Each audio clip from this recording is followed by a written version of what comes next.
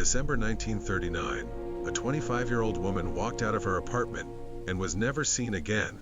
Her husband waited. Days passed, then weeks. No body was ever found. No note, no goodbye. This is the story of Barbara Newhall Follett. Barbara was born in 1907 in New Haven, Connecticut. Her father was a book editor. Her mother believed children learned best when free from traditional schooling, so Barbara was never sent to school. By age 4, Papa, she was already may I show typing you my new stories on a book? typewriter. By age 9, she had written a full novel called The House Without Windows. Barbara was born on March 4th, 1907, in New Haven, Connecticut. From the very beginning, she was different. While most babies were learning to walk and say simple words, Barbara was already showing signs of an exceptional mind. Her father, Wilson Follett, was a respected book editor, a man who loved literature deeply. Her mother, Helen, was passionate about education, but not the This is a traditional wonderful kind. story. Helen believed What that the happens school next? system crushed Let's find children's out natural together. curiosity. She This is a believed that wonderful the best story. classroom was the What world happens itself. next? So she Let's made a find out decision that was together. considered very unusual at the time. Barbara would never go to school. She would be taught at home, and she would be allowed to learn whatever she wanted, whenever she wanted, in whatever way felt natural to her. What happened next surprised even her own parents. By the age of 4, Barbara had fallen in love with the typewriter sitting in her father's study. Not as a toy, as a tool. She would sit at it for hours, her small fingers pressing the keys carefully, composing letters and short stories and observations about the world around her. Her parents watched in amazement. By age 6, she was careful now. writing full short stories Yes, with characters that's it. and You're a plots and natural. emotions that most adults struggle to put into words. By age 7, she had begun learning multiple languages. Not because anyone forced her, because she wanted to. She was curious about everything. The world felt too small for her imagination, and she kept looking for ways to make it bigger. By the time Barbara was 9 years old, she had done something remarkable. She had written a complete, full-length novel. The story was about a young girl who escapes from the real world and goes to live freely in nature, away from rules, away from expectations, away from the pressure to be anything other than herself.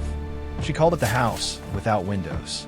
And reading that title now, knowing what we know about how Barbara's life ended, it feels like she was already searching for a way out, already dreaming of escape, already building a world inside her mind where she could finally breathe. She gave the manuscript to her parents to read. They were stunned. Their 9-year-old daughter had written a real novel. But then disaster struck. A fire broke out in the family home. It spread quickly through the rooms. By the time it was brought under control, the damage was done. And among everything that was lost in that fire was the only existing copy of Barbara's manuscript. Every single page, every word she had written, every chapter of the world she had built inside her imagination, gone, turned to ash in an afternoon. When Barbara found out, she was devastated. She sat quietly for a long time. And then she did something that tells you everything you need to know about who she was. She picked up a pen, and she started again, from the very beginning, from memory. Every character, every scene, every word, she rewrote the entire novel from scratch. And this time it was even better than before. By the time Barbara was 12 House years old, The Without House Windows. Without Windows It was was published right by a here real all publishing along. house. The reviews were extraordinary. Critics could not believe that a 12-year-old child had written something so mature, so imaginative, so emotionally deep. Newspapers wrote about her. People called her a genius, a prodigy, a once-in-a-generation talent. And for a brief and shining moment, Barbara Newhall Follett was famous. She was celebrated. She was everything the world loves, a remarkable child doing remarkable things. But here is the thing about being a child prodigy that nobody talks about. The world falls in love with you when you are young and extraordinary. But the world also expects you to stay that way forever. And when you grow up, when you become just a person, a normal, complicated human being with struggles and doubts and bad days, the world quietly moves on and leaves you behind. As Barbara entered her teenage years, the attention began to fade. She kept writing. She kept exploring. She learned Portuguese. She learned Japanese. She studied indigenous cultures and documented their traditions. She sailed across the Atlantic Ocean. She sailed across the Pacific. She was living a life that most people only dream about. But the publishing world had moved on to the next sensation. Her books were not selling the way they once had. Editors were not returning her letters. The girl who had once been on the front page of newspapers was now struggling to be heard at all. And at home, things were getting worse. A man in 1930s formal suit walking away down a long, foggy street. A woman and teenage girl watching from a doorstep, his back turned, disappearing into the mist. Heartbreaking separation. Gray, cold tones, cinematic. She invented her own word for it. Farxolia. Farxolia was the name she gave to an imaginary world she had been building in her mind since childhood. A perfect place.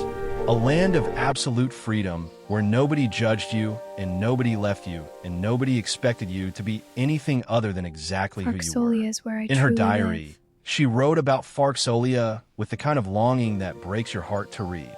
She wrote, "Farxolia is where I truly live. This world is just where I wait."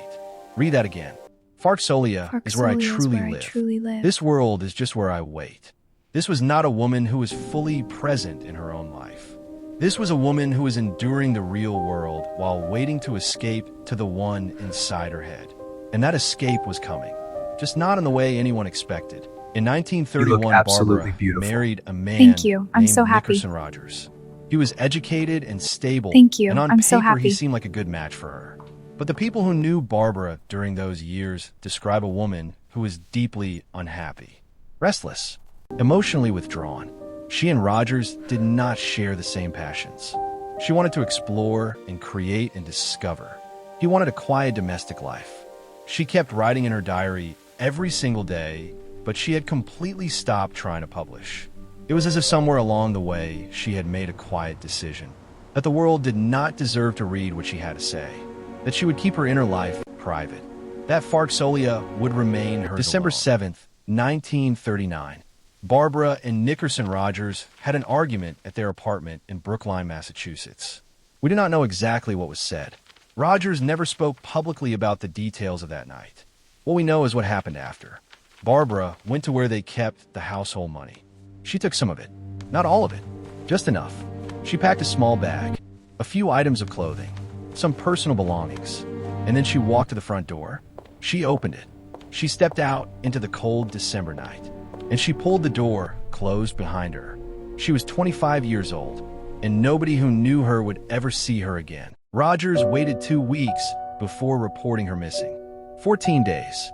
He would later tell police that he assumed she had gone away to clear her head and that she would come back on her own. Whether that explanation satisfies you is something only you can decide. Police launched a search. They found nothing.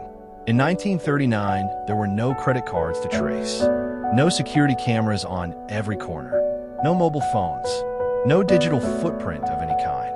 A person could simply walk out of their life in 1939 and disappear completely if they wanted to, or if something terrible had happened to them.